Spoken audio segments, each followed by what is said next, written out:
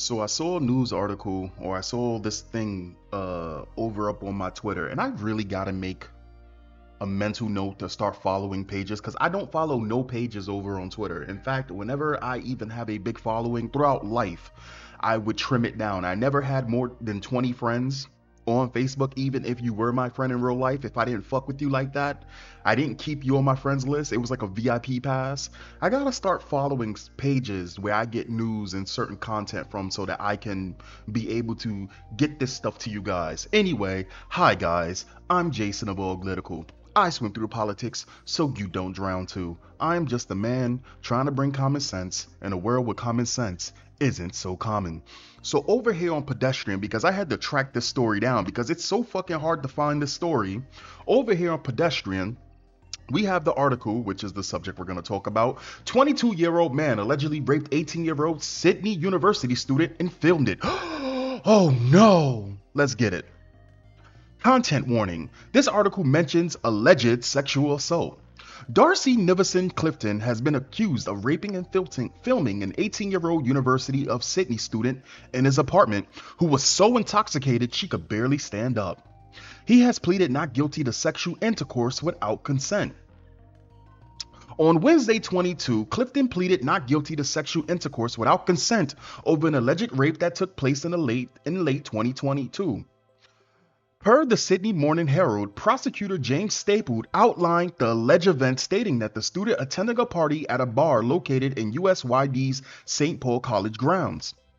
Staples went on to state in his closing address that Clifton and two of his friends arrived at the party, which included both students of the uni and members of the public, before the woman arrived with her friends at 7:30.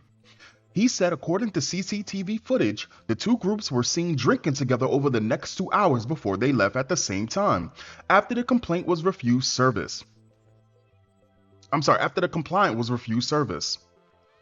The court heard it was after leaving the bar that the woman ran into Clifton on USYD grounds, whom she kissed before he booked an Uber back to his, hold on. It was after leaving the bar that the woman ran into Clifton on USD grounds. So I'm guessing this was a little bit before. Or was this after? Hold on.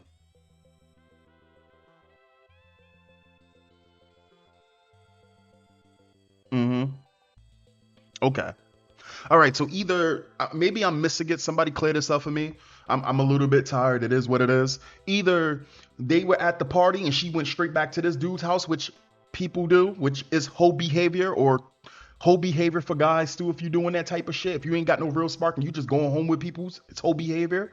Or she probably met him and then they found each other again, or maybe they linked up again and then okay, whatever. Anyway, the court heard it was after leaving the bar that the woman ran into Clifton on USYD grounds, who she kissed before he booked an Uber back to his Rose Bay apartment. Staples went on to state that the CCTV footage shows the complaint to be plainly... Okay, no. So this has to be... I'm sorry. See, this is called critical thinking, right? This is common sense. It can't be right after. It has to have been right then and there, right? Because the party, she's supposedly supposed to be intoxicated. This is what they running with. This could not have been a much longer event later down the line, because then how would she still have the status of the debuff of being drunk? See? How do we teach these kids? You got to think. All right, so this had to happen right then and there. All right. The court heard it was after leaving. Okay. Staples went on to state that CCTV footage shows the complaint to be plainly and obviously unsteady on her feet, affected plainly by alcohol. So where was her friends? See, I'm sorry about this, guys. I'm the type of person that I am willing to listen to any woman who sits there and says that she has been wrongfully she has been done dirty in this type of situation. Because when I was much younger, there was a girl that liked me, and me and her was cool, but I didn't care nothing for her. Not to be fucked up, I just didn't give a shit. I was just young.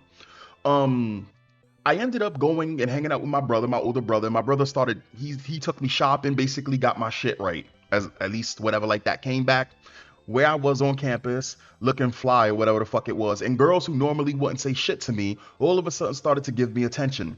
That girl felt like as though she was being left out. One day, I'm walking around. I mentioned this on the channel before. I'm walking around the campus and everyone's acting fucking weird, but I couldn't put my fucking finger on it. Every time that I walk up to people, there's hushed tones and people stop talking. even though they were talking just before I became detected or noticed by them. Eventually, it came to my attention that this girl said that I fucking raped her, right? And one of the things is I was, for somebody like me to sit there and hear some shit like this, it fucking shattered me. It broke me. It made me go fucking insane. I ran all the way to the girls' fucking dorm, all the way across the campus because I wanted to clear my fucking name. I wasn't hearing no bullshit like that. Don't fucking sit there and say some stupid shit like that. That's fucking crazy. And this is me not even being able to really comprehend the graveness of the situation of it.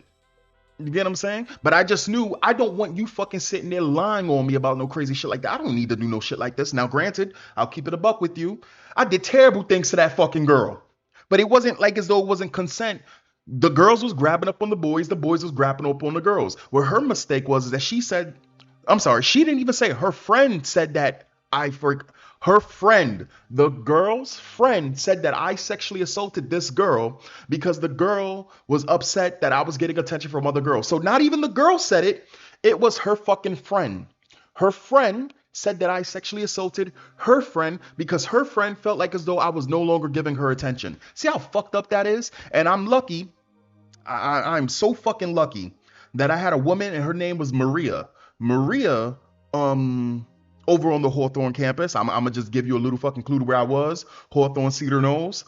There was a lady named Maria, Jewish lady. She was the administrator for the boys' dorms. She immediately grabbed me, pulled me into her fucking office. Now, mind you, this was an older Judge Judy lady. Probably, it's been a couple of years. She's probably long gone. This lady, I'd never seen this lady smile. In fact, I've seen guys who look like Kevin Durant, which is the guy from the Brooklyn Nets, tall, bald, got the little beard right here, tall as fuck. I've seen those type of dudes, grown ass black dudes, afraid of this woman, shook of this woman, would try to make a joke with this woman. She wouldn't smile and they would get nervous of this woman. She pulled me to the side and she said, Jason, from the top, every single detail. And I told her every single detail. She looked at me and she said, is that it? And I told her, yeah, that's what happened. We were whatever. It was the boys and the girls. It was all being fresh. I was being fresh with her. I picked her up, grabbed her by the pussy, all that shit. She laughed. I laughed. Everything was okay. This was like fucking 2 months ago. She looked at me. She said, it's going to be okay. And it was the first time I've ever seen Maria smile. The first and probably only time I've ever seen Maria smile. I've seen Maria make jokes as a kid. But the jokes were so fucked up that they were just scary. It was like, oh shit, I'm in trouble type jokes. Maria was laughing. Like that's it? That's what this is? All of the fucking people who was treating me badly on the campus, all of that shit went away. Gone. And here's the fucked up thing. So the girl who had who friend lied on me and made up that rumor, she tried to talk to me later down the line and I was having none of that shit. Don't talk to me, don't look at me, don't say nothing to me, leave me alone. And here's the fucked up thing. The girl who made up the rumor that I raped her friend, the first time she met me, didn't know me, we never spoke before. I'm just minding my business, not bothering nobody. Here she comes grabbing up on my dick. Yeah, it's again, the girl who claimed that I sexually assaulted her friend, the first time she ever met me, here she comes grabbing up on me. Don't even know this girl. Now, mind you, I don't have my mind is not well adjusted. I'm just like, oh shit, I'm getting felt up on. This is fucking great, right? Anyway, back to the fucking story of this shit. But yes, after that shit happened right there with me, I don't just sit there and go believe all women because women are fucking liars. And I don't have an agenda against women. I promise you, there's plenty of content on this channel where I am sticking up and defending women. In fact, I am more harsh on men than I am on women. But the problem is, whenever I do put up a video or whatever like that, positively about women, women don't fucking support it. The women only come on the videos when it's drama. That's it. They don't care about, you get what I'm saying? So it's like, there's no agenda there. I don't fucking hate women. I don't have no fucking hidden agenda. When you do something stupid, my channel is rated E for everyone. Everybody can fucking get it. I don't give a fuck if you're left, right, any of that shit. Let me stop the yapping and get back to the video. I won't mince my words about it, members of the jury. There are times where it appears she can hardly stand up and is falling all over the accused, Staples said. It is not in dispute that before midnight, half an hour after the pair arrived in Clifton's home, the pair had sex. However, it's disputed whether the USYD student was in the midst of an alcoholic blackout and was able to give consent, as the prosecutor alleged, or if she was a mutual or active participant in it, as the defense argued. Clifton testified that after 5 minutes of kissing, he asked the woman, "Do you want to do it?" To which she responded, "Yeah."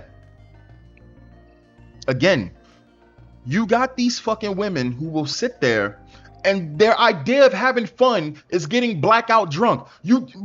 How many women? 30%? That's a big fucking number. We know that it's like 36% of women frequently think of rape as a fantasy, sexual fantasy. How many women participate in that nasty fucking culture of they need to party, they need to always be drinking and all of this fancy lavish lifestyles where they can claim to be victims like this, or they can rescind their consent at any time because it doesn't benefit them? Anyway, not much other conversation is recalled until he decides to take a video, apparently because he thought the two of them could lay back in bed and watch it together after the sexual intercourse, which I also suggest you might find a strange explanation to the short 19-second recording and what it shows, Staples said, referring to Clifton's evidence that the pair had kissed before heading to the room. But in any event, her response, according to his evidence, is apparently, "Yeah, you can take a video." Again, dog, there's plenty of fucking women out there that will say the most freaky shit to get a guy in the fucking mood. Funniest thing is, you want to see a girl get upset, right? You as a guy, you just sitting there along for the ride when these girls be trying to be super duper freaky, trying to, you know what I'm saying? Because they think that shit is attractive. And some guys, they find it attractive, of course. But they will say some of the freakiest shit right in checks their bodies can't cash in terms of being freaky and all of this shit. And some of them really do be that freaky, but let's be real here. And again, they're not thinking about the bigger picture. They're just thinking about the moment. Let's call it what it is. Anyway, so she said, yeah, you can take a video. The prosecutor also said medical experts say the woman appeared intoxicated in the video and claimed she had no memory of sexual activity until she saw the video on her own phone. Okay. Lesson learned. Stop being a thought. Stop being a whore. Stop going to parties and drinking, and this wouldn't happen to you. And if you had decent friends, whatever happened to the fucking fridges protecting the snacks theory, where you have the girls preventing that type of shit? Any other fucking time, you have the girlfriends protecting the girls from guys that they don't like. So the fact of the matter that none of her friends apparently were there for her at this moment says leaks to me. I'm sorry. That's my fucking stance. That's my fucking stance, because she wanted that dick. Anyway. And even if she didn't want it, this is a lesson learned. Anyway. Staples added that the video also had audio evidence that contains evidence of slurred speech at around the time of the sexual intercourse. Yes, because girls are very well known for speaking very well. Party girls is known for speaking well, right? Defense barrister Angela Cook, SE, suggested that the woman was smiling throughout the video and that the audio recording was muffled rather than slurred, adding that she responds to what is going on. Oh, wow. So we got a guy over here defending a woman and we got a woman defending the man. Okay, this is all right. Per the SMH, the court was then told that the woman's friends called the parents after she was unable to be reached. The parents then tracked the students to Clifton's apartment through a location app. The parents then drove the Clifton Rose Bay home and knocked a number of times before contacting the police, who reported to the apartment before the woman went home with her family. Staples then highlighted medical evidence which recorded the woman's blood alcohol level at the time of the alleged assault, which calculated to BAC between 1.114 and 0.194. I don't know what any of that shit is, but okay. I guess she was really drunk. As well as 2 observations for police officers of intoxication 1 hour and 20 minutes after alleged assault. All right. You know, I'm just gonna sit here and I'm gonna just shoot some strays over across the pond. It's funny as fuck to me, right, that you have these girls being groomed by these grown ass fucking foreigners, and they be getting them drunk and all of this shit, and none of that shit is a defense for the girl in the girl's favor over there. But here we are. I'm guessing this is Australia. I think it's Australia. I'm not exactly sure, because I don't give a shit about anything past the United States, and I don't even know a lot of places in the United States. The jury was then told that the woman told her friends and mother that she was concerned that she had been sexually assaulted the following day. The complaint then sought out a medical examination, and 2 days later, she filed a report to the police. Staples argued that there was a very real risk that she was not consenting in the relevant sense, and is to say a real risk that she was so affected by the alcohol to be incapable of free voluntary agreement. Women have no agency. Here we go. Cook argued that the woman claimed lack of memory was a convenient stance. Cook also claimed that texts between the complainant and her parents demonstrate her recognition was sufficiently intact, while the Crown argued that several texts contained typos.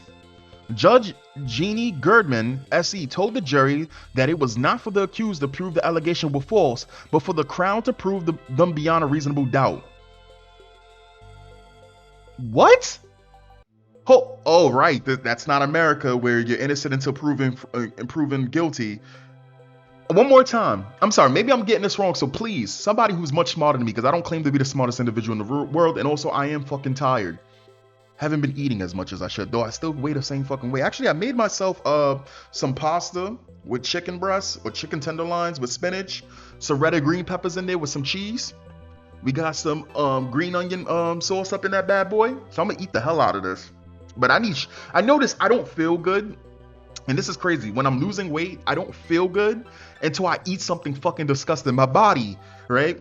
Peak male performance is donuts, hamburgers, and cheese fries.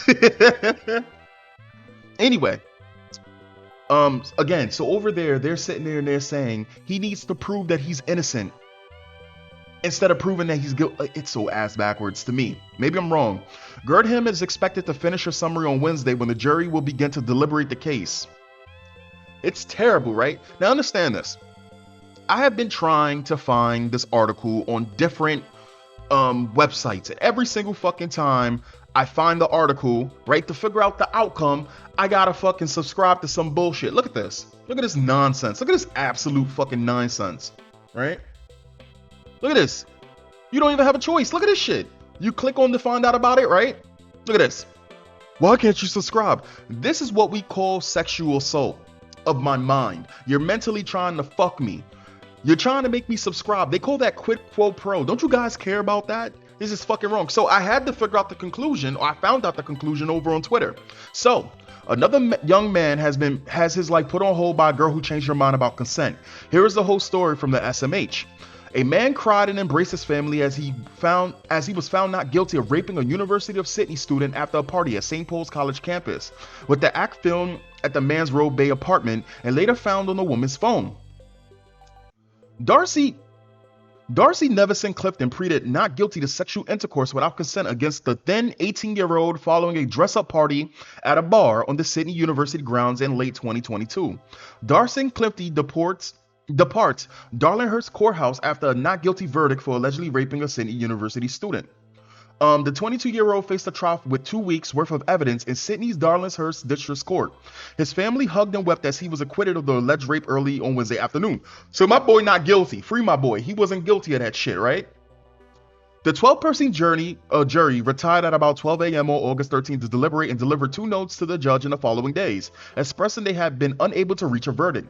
Judge Jeannie Girdham first gave a direction asking them to continue deliberating, and a second direction on Tuesday afternoon to try to reach a majority verdict, which would require 11 of the 12 jurors to reach an unanimous decision. They returned their not guilty verdict about 12 p.m. on Wednesday. During its closing remarks, the trial heard Clifton had attended the same party as the Sydney University student around 7 p.m. on the relevant night.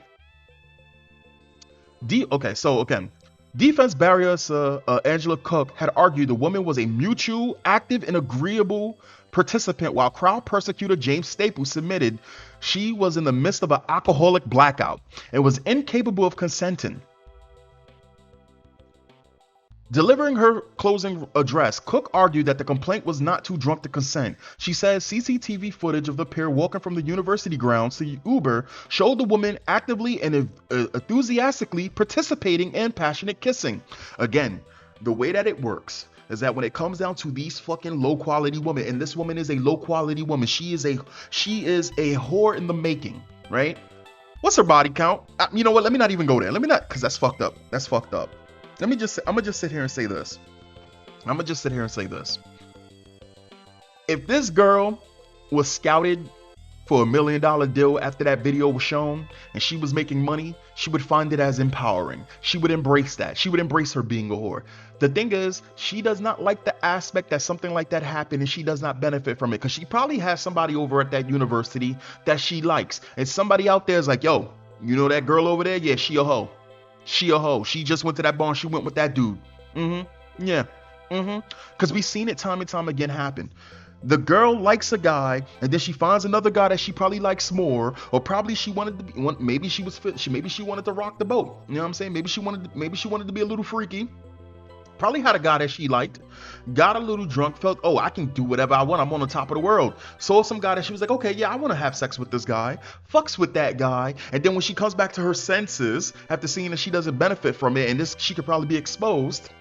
Check out my first Don't Save Her video playlist on the channel. You'll know exactly what the fuck I'm talking about. Then she tries to flip it around. And here's the fucked up thing. If he was proven guilty, his life is fucking functionably over. It is fucking destroyed. She's gonna be just fine.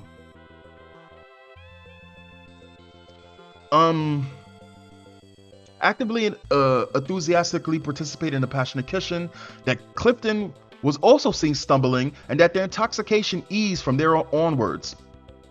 Yeah, but no guy can run with that. A guy can be drunk as fuck. He can't use that as defense. A guy cannot use that he's drunk as defense to a woman molesting him. Guys don't get that luxury. Regarding the video taken of their sexual act, Cook described the woman's words in the audio recording as muffled rather than slurred. Said she was smiling throughout and that the intercourse capture was not aggressive, hard, or fast. She said, man, that's why I tell you people. That's why I tell you people, when you got them girls sitting there talking about they want to be taken hard and fast, you better be sure. You better be sure. She said Clifton testified that it would be a strange thing for him to make a recording and leave them on the complainant's phone if she was not consenting to the intercourse. On Wednesday, as a judge, mind you, if she was so fucking drunk, how would she even be able to unlock her phone and all of that shit? Well, then again, I'm not a drunkie, so I don't know how that works. We have a note and we have a verdict. Clifton breathed slowly and deeply, occasionally closing his eyes as he waited for the jury to walk in. When the juror said not guilty to the judge's associate, that motherfucker did the Maury backflip. You ever see the Maury? You're not the father. And then you got the guy fucking doing the dance, like the guy who's never danced in his life, just breaking it down, right? And then you got the girl exiting stage left. And the fucked up thing is, so many thoughts ran to that fucking that exit. I don't know if they direct these fucking hoes in that direction. Like they're like, you're not the father. And right, and then it's like fucking arrows and lights pointing to the fucking hallway. And you know, they all run to that hallway that Maury had like 360-degree fucking active coverage of that fucking hallway, right? It was insane. Like you would have thought that they was working on fucking Avengers Endgame with the amount of goddamn, like, you know, the different angles they was working with. Clifton moved his head back and looked up while his supporters in the public gallery became emotional. As Clifton was told he was free to go by the judge, he walked over to his family and embraced them. His mother put her hands on her seat in front of her, bowed her head, and was comforted by her husband. In the hallway outside the courtroom, Clifton cried as he continued to hug his supporters and smiled at media as he left the building. A second related charge of filming a person in a private act without the consent was dismissed by the Crown. Cook indicated there may be application that calls for a later date. So that's him. Where's the girl? I would love to see, did they even mention the girl? Because I would love to see what her name is. I would love to see who this person is. So they got all his information out there. They should have her information out there. That's how I look at it. I think that is fucked up because you have girls like this that they are told to do shit like this to get their power back and to ruin these young men's lives, or sit there and wait 30 years. What is it? What was her name? Something Blasey Ford, talking about some 30 years ago. This man Kavanaugh raped her and she was a party girl. Fuck out of here. Anyway, if you enjoy what I do, leave a comment, subscribe, and I'll catch you guys next time. Peace.